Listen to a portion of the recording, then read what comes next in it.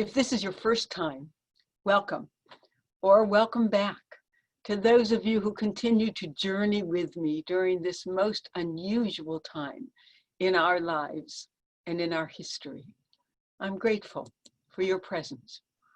As I do not tire of reiterating, I find these few moments that we spend together each week to be calming, restorative, an oasis of continuity and connection and community in our unnaturally but crucially distanced, quarantined lives.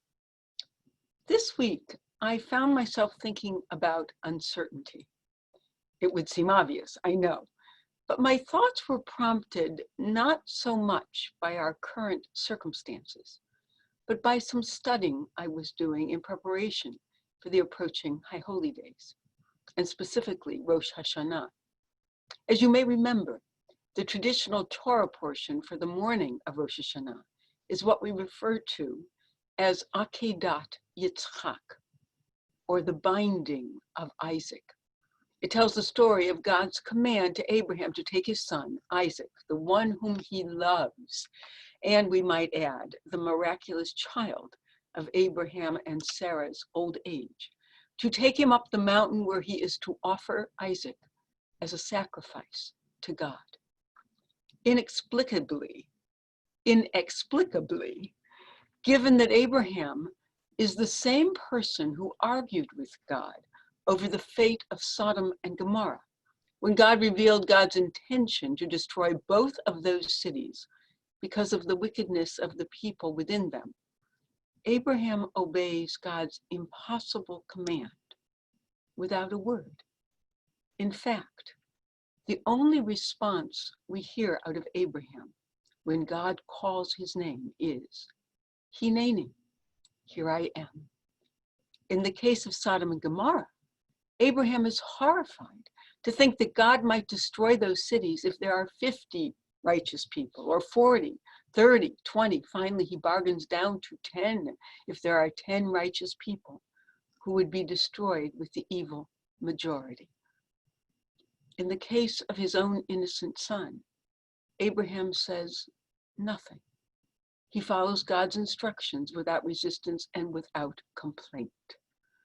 I have been asked to write a short Devar Torah about this portion that we read on Rosh Hashanah.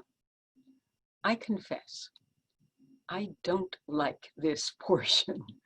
No matter what I read of the commentaries that try to explain it, to my mind, it cannot be explained. It is too awful to contemplate and too difficult to comprehend. Excuse me, as a test of faith, which is how the text characterizes it and how our tradition understands it. Year after year, on Rosh Hashanah, I am troubled by it. But this year, in my reading, I came across an article that I found helpful, and I am anxious to share it with you.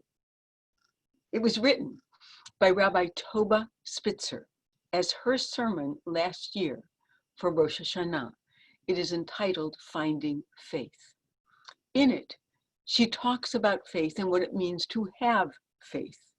Interestingly, she begins by observing that most Jews would never describe themselves as people of faith. We might describe ourselves as people of struggle, of questioning, of learning, of spiritual practice, of activism, but rarely of faith. So she sets out to define what faith means, and in the process articulates the following. Hearing God's voice is about discovering one's agency in a moment of terror and despair. I learned that faith means being able to perceive the possibility of a reality different than the one staring me in the face. And I learn that faith can be defined as love in action. She then goes on to describe a phenomenon with which we are all familiar, the comfort of worry. She quotes the writer, Barbara Graham. I grew up believing that if you worried hard enough, bad things wouldn't happen to you. This was the legacy passed on to me by my grandmother and her mother before her. The idea was that if you paid your dues in terror, along with the stomach aches and headaches that went with it, then you and your loved ones would be spared the full catastrophe. Judaism may have been our religion. We may have given lip service to God, but we put our faith in fear. Because life was so frequently uncertain, unpredictable, and at the whim of others, we developed the deep desire to be able to take charge, to exert leadership, to get things right, and to be scared active. Rabbi Spitzer goes on to assert that the need to be able to control all things at all times is a major obstacle for many Jews to the experience of faith and what the language of faith sets us up to believe. The conclusion she reaches in a most eloquent, thoughtful, and beautiful sermon that I recommend to you is, contrary to what many people think, faith is not about belief, and it is not about certainty. Quite the opposite. Faith is about the willingness to step into the unknown. As Martin Luther King Jr. said, faith is the first step, even when you don't see the whole staircase. A meditation teacher and expert, Sharon Salzberg, explains, with faith we move into the unknown, openly meeting whatever the next moment brings. As Rabbi Jonathan Sacks has also written, this is a significant part of what faith is in Judaism, to take the courage to pioneer, to have the courage to pioneer, to do something new, to take the road less traveled, to venture out into the unknown. Faith is precisely the courage to take a risk. Faith is about the willingness to step into the unknown. I was struck by what seemed to me to be the simple truth of this statement. Faith, then, is the way we confront uncertainty, not how we become uncertain. Not how we become certain. It seems to be a source of comfort for this time. It seems to help explain Abraham's willingness to go forward with an instruction he could not understand, nor at some level be able to tolerate. Faith is about the willingness to step into the unknown. It is how we become. It is how we confront uncertainty, not how we become certain. Faith is thus an act of imagination. It is the sense that things as they are now can be different. It is what we mean when we talk about tikkun olam. We can imagine a world that is different from the one in which we live, a world in which the danger of this pandemic is conquered, a world at a larger level in which every human being reaches their God-given potential. We do not have to know how we might get there in order to imagine it, and in order to begin in some small way. Our moments of meditation can help us try to live with uncertainty as we pay attention to only this very moment, this opportunity to breathe in and breathe out, without expectation of later, without recriminations for yesterday, with just right now, when we just are. We just exist in this moment, the only one we have. We move into the unknown, openly meeting whatever the next moment brings. So, I'm sorry for the long introduction, but I found these ideas helpful, supportive, comforting even. Let us find our meditative position. Again, let us sit attentively, but still at ease. Let us be sure that our feet are comfortably on the floor, solidly on the floor, on the ground, grounded, as it were. Our hands might rest casually in our laps, perhaps with our palms turning upwards. We might choose to close our eyes, or just to close them softly, unfocused, gently. And let us take that first deep, full, welcome breath. Let us enjoy its fullness, its expanse, the ability that our bodies have to open to this breath, to be part and parcel with our breathing.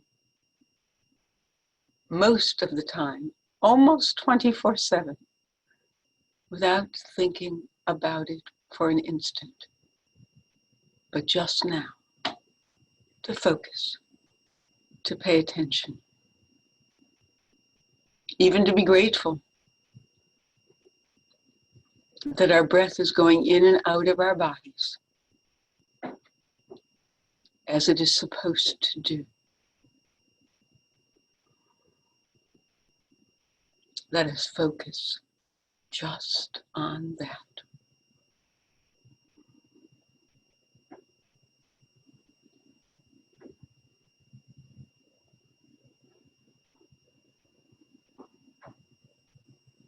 That our breath does go in and out, that we can count on it, speaks to us of faith. In a world of uncertainty, in a life that really does not know what its next moments might bring, we can anchor ourselves momentarily in the security of breathing in and breathing out.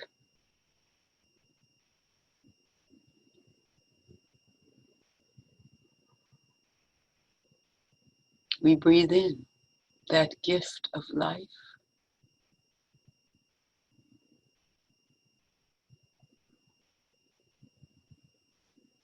We might even hold it for a moment. Feel it. Feel it filling us.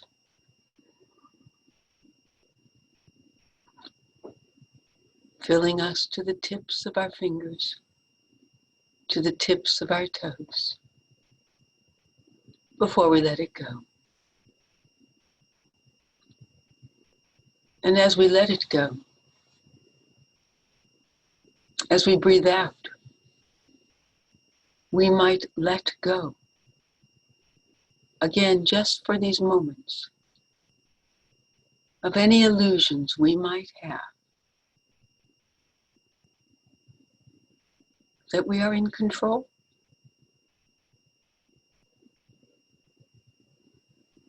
that we have full agency over our lives.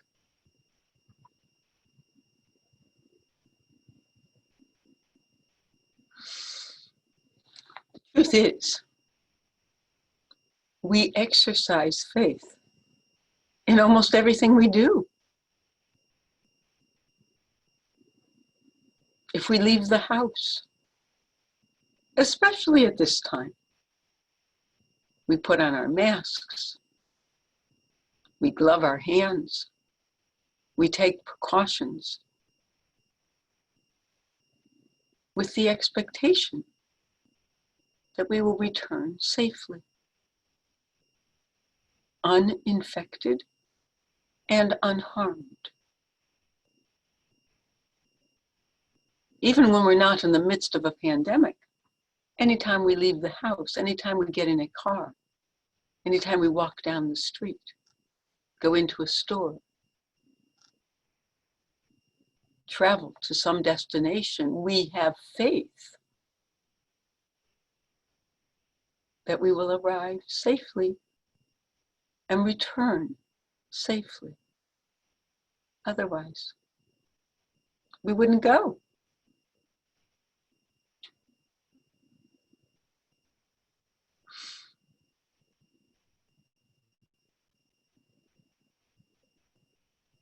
But having faith means a willingness to step into the unknown.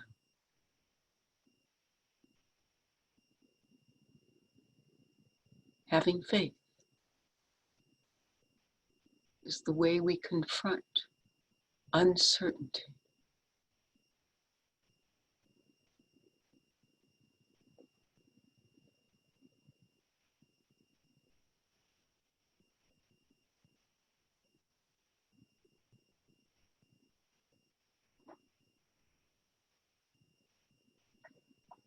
It is what allows us to take the first step, and then the next, and the one after that.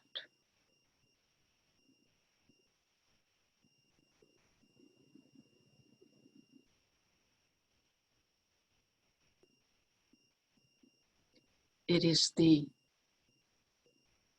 understanding at some level, or the hope,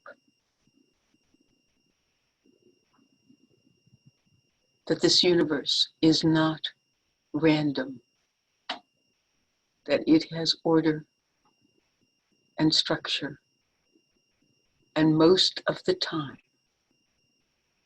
our faith is well-founded.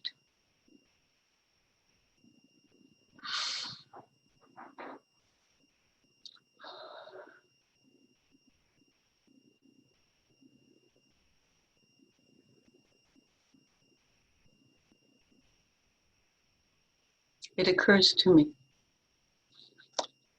that Abraham goes up that mountain with his son, with the faith that what he cannot see, what he does not understand, what is mysterious and even abhorrent to him, will somehow become clear, will somehow become right, will somehow have a meaning he could not have foreseen.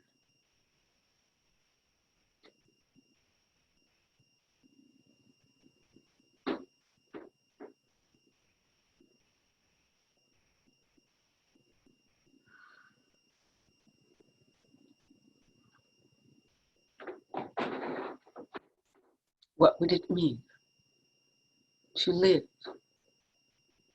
with faith,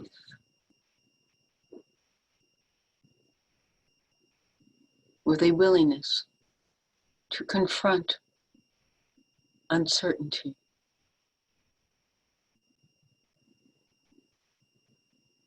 with small steps,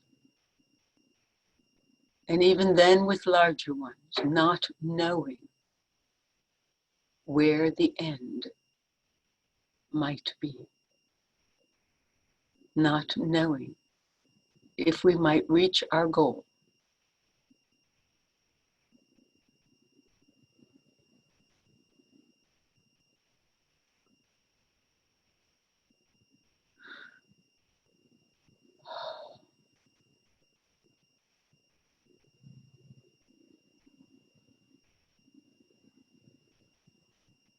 Just knowing that at this moment,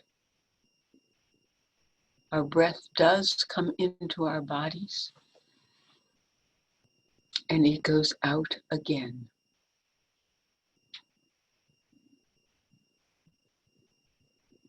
And as long as it does that,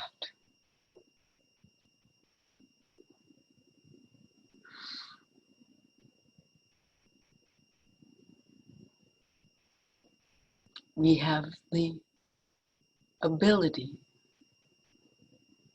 to take small steps.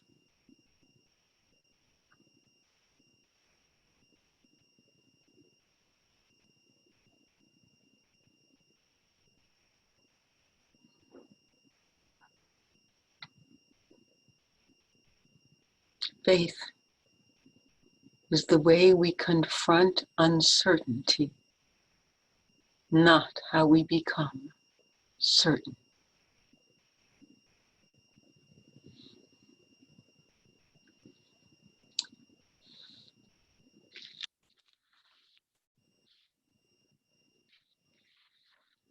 I would leave you with these words by Mary Oliver.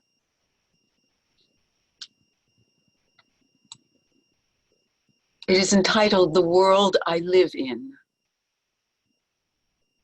I have refused to live locked in the orderly house of reasons and proofs. The world I live in and believe in is wider than that.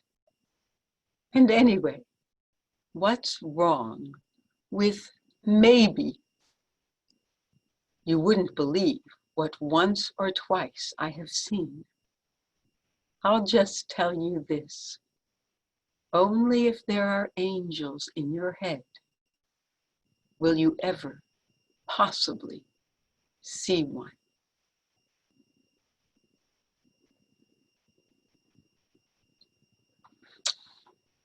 And one additional thought I couldn't resist, by Emily Dickinson, in a poem entitled, "In This Short Life That Only Lasts an Hour." And this is it. In this short life that only lasts an hour, how much, how little is within our power? I wish you a good week, a week in which you might see, experience an angel, and know the faith of going forward, even when the end is not knowable or visible. God bless you.